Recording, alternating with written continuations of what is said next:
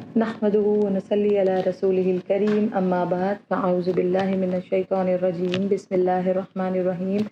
رب اشرح لي صدري ويسر لي امري واحلل عقدة من لساني يفقهوا قولي رب زدني علما اللهم فقهنا في الدين آمین یا رب العالمین۔ السلام علیکم ورحمۃ اللہ وبرکاتہ۔ ذلك الكتاب لا ريب فيه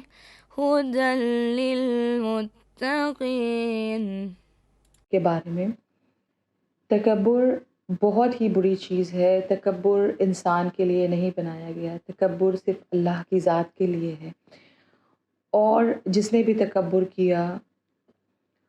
اس نے اپنے ہی اوپر ظلم کیا، کیونکہ تکبر شیطان کی روش ہے۔ شیطان نے سب سے پہلے تکبر کیا تھا جب اللہ سبحانہ تعالیٰ نے آدم علیہ السلام کو بنایا اور شیطان سے کہا آدم علیہ السلام کو سجدہ کرنے کے لیے، تو شیطان کے اندر تکبر آ گیا اور شیطان نے کہا کہ انا خیر منہ،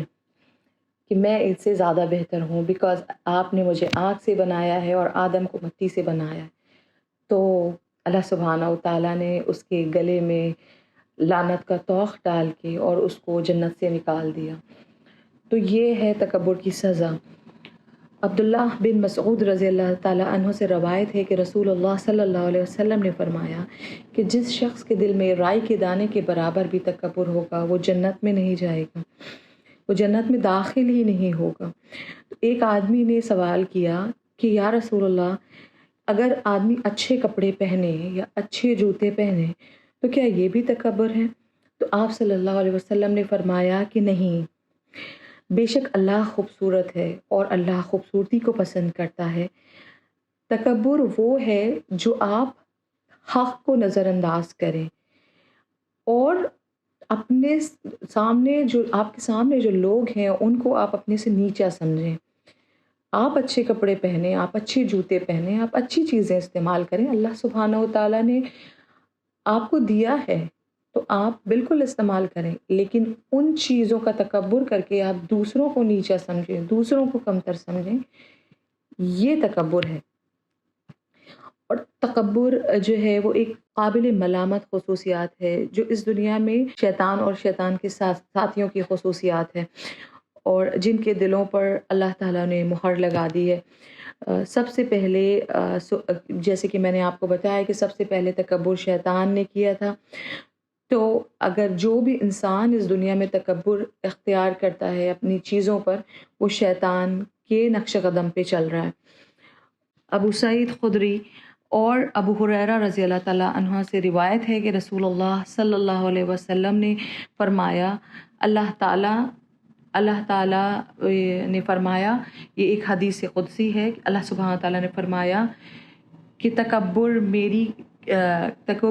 میری چادر ہے، کبریائی میری چادر ہے، اور جن لوگوں نے اس کے بارے میں مجھ سے مقابلہ کیا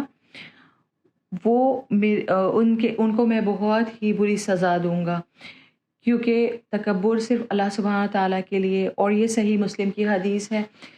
تو اس سے بھی ہمیں پتہ چلتا ہے کہ اللہ سبحانہ تعالیٰ خود فرما رہے ہیں کہ تکبر میرے لیے ہے اور اس کو کسی اور کو کرنے کا حق نہیں ہے۔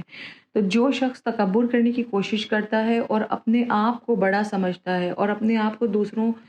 سے اوپر سمجھتا ہے، دوسروں سے بڑھتر سمجھتا ہے، تو اللہ سبحانہ تعالیٰ اسے پسند نہیں کرتے، جیسا کہ قرآن پاک میں اللہ سبحانہ تعالیٰ نے فرمایا واللہ لا يحب المتکبرین، اور اللہ تعالیٰ ایسے لوگوں کو پس سے پس لوگوں میں گرا دیتے ہیں اور انہیں اتنا ذلیل اور رسوا کر دیتے ہیں کیونکہ وہ حقیقت کے خلاف بات کرتے ہیں۔ حقیقت یہ ہے کہ ہم تکبر کے لیے بنے ہی نہیں ہیں، حقیقت یہ ہے کہ ہمارے اندر تکبر ہونا ہی نہیں چاہیے، کیونکہ تکبر تو اللہ سبحانہ تعالیٰ کے لیے ہے۔ تو اس لیے اللہ تعالیٰ جو تکبر کرنا چاہتا ہے یا جو اس کا مقصد ہوتا ہے اپنے کو بڑا دکھانا، اس کی ہی وجہ سے اسے اور نیچا کر دیتے ہیں، اور آخرت میں تو پھر اس کا عذاب ہے ہی۔ اور ایک اور حدیث کا مفہوم ہے کہ جب انسان تکبر کرتا ہے، جو انسان تکبر کرتا ہے وہ قیامت کے دن چونٹیوں کی شکل میں ہوگا، اور لوگ اسے اپنے پیروں سے رونتے ہوئے چلے جائیں گے، یعنی دنیا میں تکبر اور آخرت میں یہ انجام۔ تو اس لیے ہمیں تکبر سے بچنا چاہیے، اور تکبر کرنے والی جو چیزیں ہیں انہیں تکبر کے لیے نہیں استعمال کرنا، بلکہ انہیں استعمال کرنا ہے۔ ہر چیز اللہ کی دی ہوئی چیز نعمت ہے ہمارے لیے، تو ہمیں انہیں استعمال کرنا ہے، لیکن اس پہ تکبر نہیں کرنا، دوسروں کو نیچا نہیں سمجھنا، دوسروں کو کمتر نہیں سمجھنا۔ ایک دعا ہے جو میں آپ کے ساتھ شیئر کرنا چاہوں گی۔ اس دعا کو پڑھتے رہنا ہے اور اللہ سبحانہ تعالیٰ سے دعائیں کرتے رہنا ہے، اس کے علاوہ بھی کہ اللہ سبحانہ تعالیٰ دل میں تکبر نہ دے۔ یہ دعا ہے، اللہم اجعلنی صبورا واجعلنی شکورا واجعلنی فی عین صغیرہ وفی عین الناس کبیرہ۔ اس دعا کا معنی ہے، اے اللہ مجھے بہت صبر کرنے والا بنا، اللہم اجعلنی صبورا، مجھے بہت صبر کرنے والا بنا، واجعلنی شکورا، اور مجھے بہت زیادہ شکر کرنے والا بنا، واجعلنی فی عین صغیرہ، اور مجھے میری نظروں میں چھوٹا بنا دے، مجھے میری نظروں میں چھوٹا بنا دے، وفی عین الناس کبیرہ، اور مجھے لوگوں کی نظروں میں بڑا بنا دے۔ تو اس دعا کو یاد کر لیں، اس دعا کو کریں، اور اللہ سبحانہ تعالیٰ سے ایسے بھی اپنی لینگویجز میں دعائیں کریں کہ اللہ سبحانہ تعالیٰ ہمیں تکبر اور کبریائی سے دور رکھے انشاءاللہ۔ آمین، وآخر الدعوانا ان الحمد للہ رب العالمین۔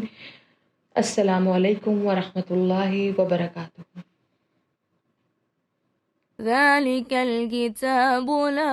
ريب فيه هدى للمتقين